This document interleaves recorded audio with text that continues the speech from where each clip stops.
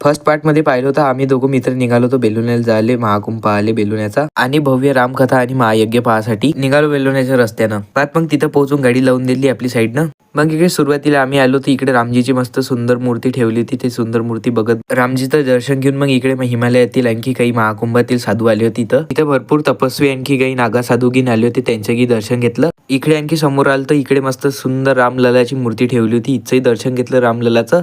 रामललाच्या मंदिरासमोर रामजीच्या चरण पादुका ठेवल्यात आणि त्याचं दर्शन घेतलं. मग निघालो आणखी आम्ही समोर जासाठी.